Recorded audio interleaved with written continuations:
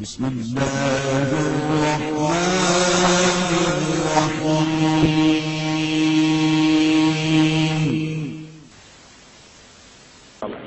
مسافے میں کیا دونوں ہاتھ استعمال کرنا مصنون؟ سنت ایک ہاتھ کا دوسرے ہاتھ سے ملانا، ایک ہتھیلی کا دوسرے ہاتھ سے ملنا، یہ مسافہ ہے۔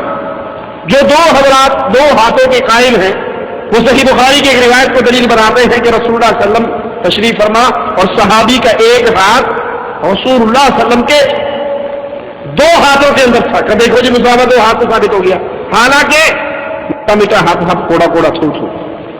یہ جو روایت ہے یہ مسافے کے باب میں ہے ہی نہیں، یہ وہ تعلیم کے باب میں ہے کہ آپ کسی کو تعلیم دے رہے ہیں اور محبت سے آپ نے اس کے ایک ہاتھ کو اپنے دو ہاتھوں میں لیا ہو۔ اچھا اگر اس دلیل کو بھی مان لیا جائے تو یہاں سے کیا ثابت ہو؟ پہلی دفعہ پاکستان کی موجودہ حکومت نے قرآن کے ساتھ شادی کو قانوناً جرم قرار دیا گیا ہے۔ بسم اللہ الرحمن الرحیم۔ محترم سامعین، صحیح بخاری کی حدیث کہ صحابی کا ایک ہاتھ نبی اکرم صلی اللہ علیہ وسلم کے دو ہاتھوں کے درمیان تھا۔ اس حدیث کی بابت فضیلت الشیخ توصیف زیدی نے فرمایا کہ یہ روایت مصافہ کے باب میں ہے ہی نہیں۔ نیز انہوں نے فرمایا میٹھا میٹھا ہب ہب کوڑا کوڑا تھو تھو۔ محترم سامعین، اس وقت مجھے کسی لمبی چوڑی گفتگو میں نہیں پڑنا، بس آپ کو صحیح بخاری کا متعلقہ حوالہ دکھانا ہے، جس کے بعد آپ خود ہی اس پوزیشن میں ہوں گے کہ توصیف زیدی کے بارے میں فیصلہ کر سکیں گے کہ یہ شخص علماء دیوبند کے خلاف تو جھوٹ بولتا ہی ہے اور وہ صحیح بخاری پر بھی جھوٹ بولنے سے نہیں شرماتا۔ سامعین یہ دیکھیں میرے ہاتھ میں صحیح بخاری،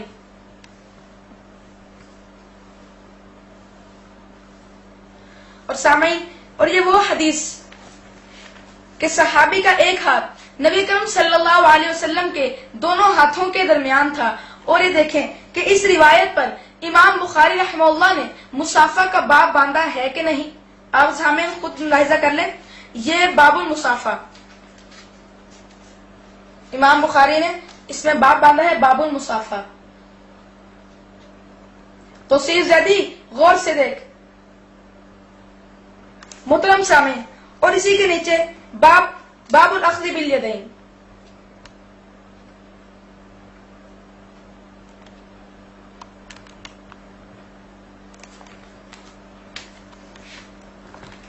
ہاں تو صحیح زیدی نظر آیا کہ نہیں؟ یہ لے یہ اینک لگا کے دیکھ، ٹھیک؟ محترم سامعین ایک دفعہ کلپ کو دوبارہ سنیں اور اس حوالہ کو دوبارہ دیکھیں اور توصیف زیدی کو اس خیانت پر داد دیں، اور پھر اس سے پوچھیں کہ توصیف صاحب دن دہاڑے آن دی ریکارڈ ویڈیو کیمرے کے سامنے مجمع کے سامنے سٹیج پر بیٹھے ہوئے اتنا سفید جھوٹ، اتنی بڑی خیانت، اتنا بڑا فریب، اتنی بڑی مکاری، اتنا بڑا دجل۔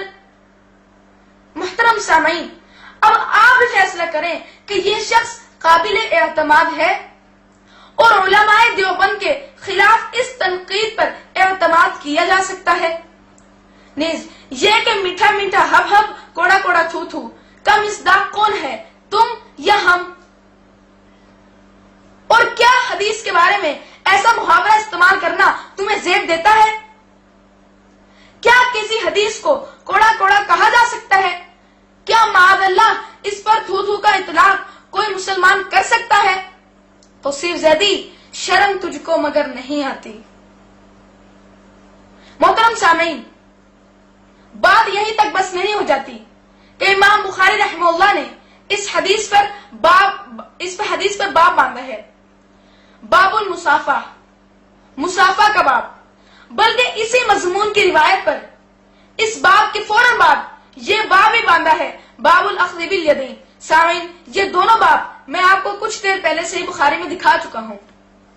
دونوں ہاتھوں کو پکڑنا، اور اس کے تحت یہ نقل کیا ہے کہ حضرت حماد نے حضرت ابن مبارک کے ساتھ دو ہاتھ سے مصافہ کیا۔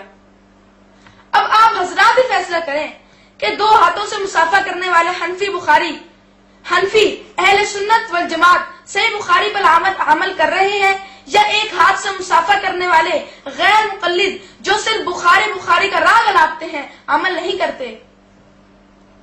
بقول شاعر، ہے